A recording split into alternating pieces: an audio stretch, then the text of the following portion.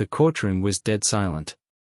The air was thick with tension as Karoline Leavitt stood before the bench, her expression steady, unshaken. Across from her, Judge William Hawthorne smirked, gripping his gavel like a man who thought he had already won. "Miss Leavitt," he sneered, his voice echoing through the chamber. "Justice may be blind, but even she can see when someone is out of their depth." A few chuckles rippled through the gallery. The judge leaned forward, his grin widening. "And today, you're about to learn a very hard lesson." Karoline didn't react. She didn't blink. She just watched, waited, calculated. Then, bang! The judge's gavel struck the bench. "Karoline Leavitt, I hereby sentence you to jail time for contempt of court." Gasps filled the room. Reporters scrambled to capture the moment. The judge leaned back, satisfaction written all over his face. But what happened next, no one saw coming. Seated just a few feet away, JD Vance slowly straightened in his chair. He glanced at the judge, then at Karoline, then back at the judge again. With one slow, deliberate breath, he spoke 7 words that changed everything. "You just made the biggest mistake of your career." The room froze. The judge's smirk faltered. And in the next few moments, JD Vance was about to flip this entire courtroom upside down. Stay tuned, because this case is about to take a turn no one expected. Would you fight back if you were in Karoline's position? Let us know in the comments below, and don't forget to like and subscribe, you won't want to miss what happens next. The gavel's echo hadn't even faded when murmurs spread through the courtroom like wildfire. Whispers. Gasps. Stolen glances. The weight of the judge's sentence hung in the air, heavy, suffocating. The press, seated in the back, typed furiously, already preparing their breaking news headlines. The bailiff stepped forward, ready to escort Karoline Leavitt away.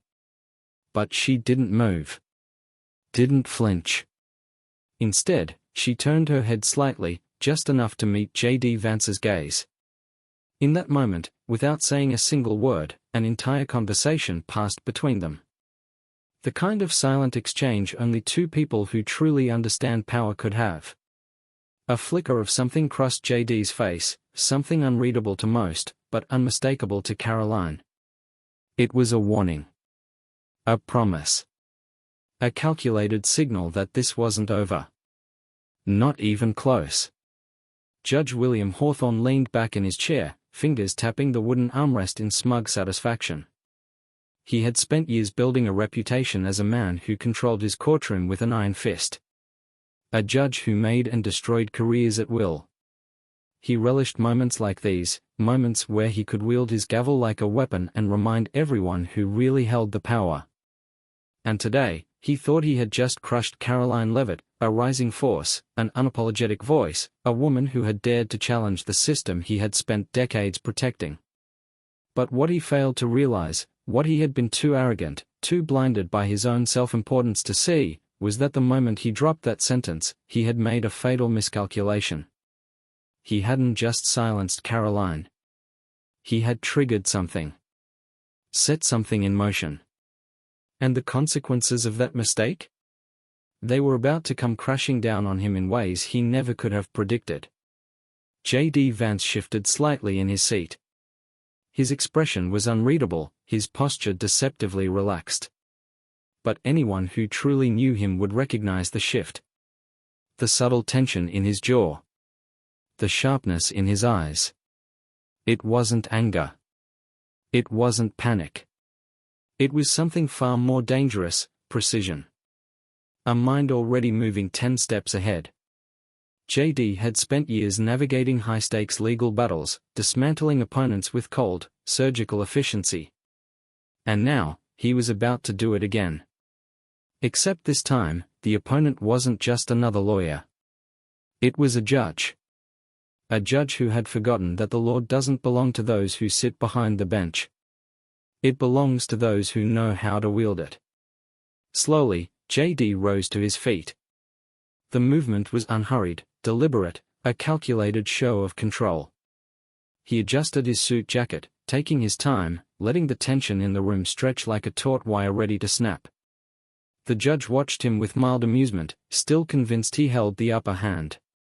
"Something you'd like to say, Mr. Vance?" Hawthorne drawled, his voice oozing with condescension. The courtroom fell silent. The kind of silence that makes people hold their breath without realizing it.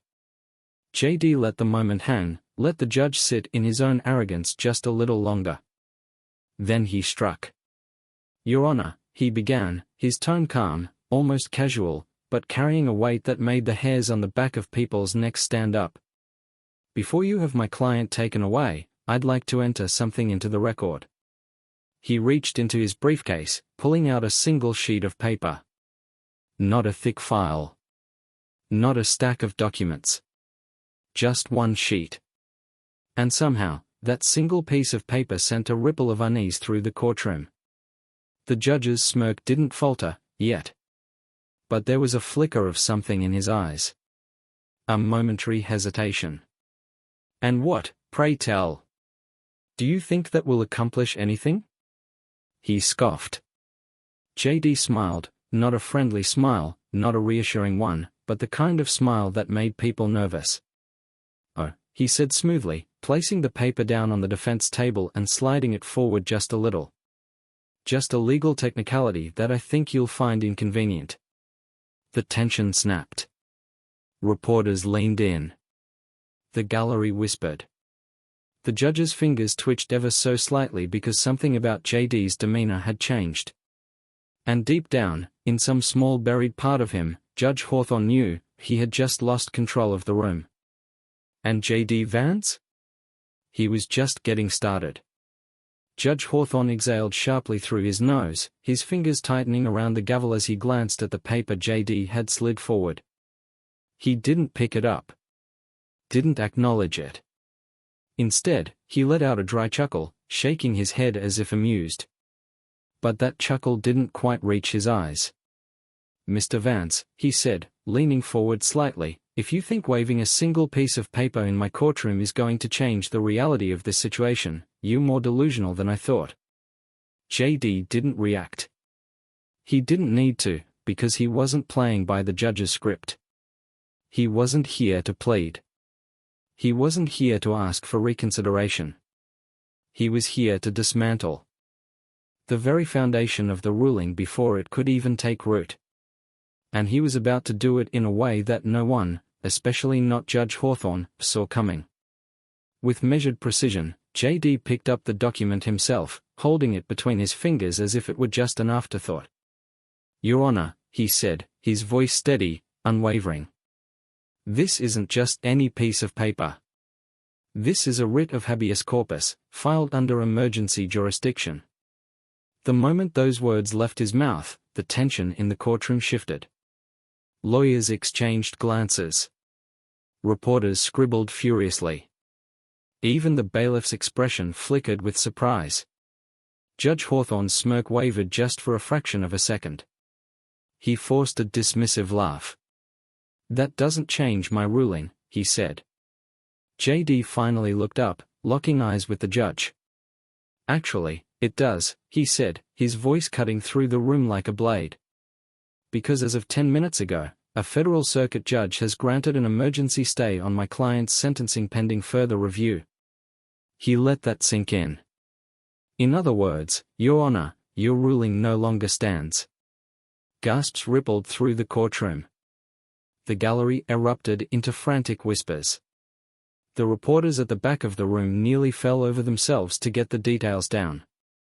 Judge Hawthorne's jaw tensed, his grip tightening around his gavel, but he forced a thin, brittle smile. "You expect me to believe that?" he scoffed, his voice a touch sharper than before. "You expect me to think that some judge, some bureaucrat sitting in a cushy office miles away, has the authority to override my decision in my own courtroom?" JD tilted his head slightly, studying the man in front of him. "I don't expect you to believe anything, Your Honor," he said smoothly. "I expect you to read the signature at the bottom of this document." And with that, he walked forward, stepping right up to the judge's bench, and placed the writ directly in front of him. For a long, heavy moment, Judge Hawthorne just stared at it. And then, slowly, reluctantly, he picked it up. The moment his eyes landed on the signature, his entire expression shifted. His fingers twitched. The color drained ever so slightly from his face. Because the name scrawled across the bottom of that document wasn't just any judge, it was a federal appeals judge. One with higher jurisdiction than his own. One with the authority to overturn his ruling immediately. The realization hit him like a freight train. His power in this moment was slipping. No, it was gone. And JD Vance? He was the one who had just snatched it away. Silence stretched across the room as Hawthorne clenched his jaw, his mind racing for a way out. But there was none. JD had played him, set the trap perfectly, and the moment he had handed down that ruling against Karoline Leavitt, he had unknowingly walked straight into it. JD took a step back, hands in his pockets, the faintest trace of satisfaction in his gaze. Now, he said, his voice casual, almost lazy. Unless you'd like to be held in contempt of a higher court, I suggest you vacate your ruling and allow my client to leave. The weight of that statement settled over the room. Judge Hawthorne's grip on the gavel tightened until his knuckles went white. For the first time, his carefully maintained facade of control was crumbling. And JD? He had just flipped the entire courtroom on its head. Judge Hawthorne's face was a mask of barely contained rage. His fingers flexed around the gavel as if he wanted to slam it down with enough force to shatter the entire bench. The power he had wielded just moments ago had slipped right through his fingers. And there was nothing, absolutely nothing, he could do to regain control. The silence in the courtroom was deafening. A heavy weight pressing down on everyone in attendance as they realized they had just witnessed something historic. JD Vance didn't move. He stood there, relaxed, unfazed. Waiting. He had already won. This wasn't a negotiation. It was checkmate. Hawthorne knew it. The judge's jaw tightened. He opened his mouth, then closed it again, his pride fighting against reality. But the truth was undeniable, the higher court had spoken. His ruling was void, and if he didn't comply, he would be the one facing legal consequences. With an almost painful slowness, he exhaled sharply, gripping the gavel like it was the only thing anchoring him to reality. Then, in a clipped, bitter tone, he spoke the words that sealed his humiliation. The defendant is free to go. Gasps rippled through the courtroom. Reporters scrambled to capture the moment, their cameras flashing wildly. The gallery erupted into hushed murmurs, disbelief written across their faces. Even the BFF, normally stoic, couldn't hide the flicker of surprise in his expression. JD Vance barely reacted. He simply turned, his sharp eyes scanning the courtroom before landing on Karoline Leavitt. She met his gaze, the corner of her mouth twitching slightly, not in amusement, but in quiet recognition of the battle he had just won. He gave her a subtle nod before stepping away from the bench. His work here was done. Judge Hawthorne, humiliated, seethed in silence. He wanted to lash out, to reassert dominance, but he knew better. He had lost this round, and he had lost it badly. JD turned to leave, the weight of victory settling over him. He knew this was more than just a legal battle, it was a warning. A warning to every corrupt official who thought they were untouchable. A reminder that power wielded recklessly could be stripped away just as easily. As he walked through the doors, the energy in the room shifted. Some people looked at him with admiration, others with resentment. But one thing was clear, no one would forget what had just happened. Not today. Not ever. If you made it this far, let us know in the comments, what would you have done in JD's place? And don't forget to hit that like button, subscribe, and turn on notifications, because trust me, you don't want to miss what's coming next. This battle may be over, but the war? The war is just getting started.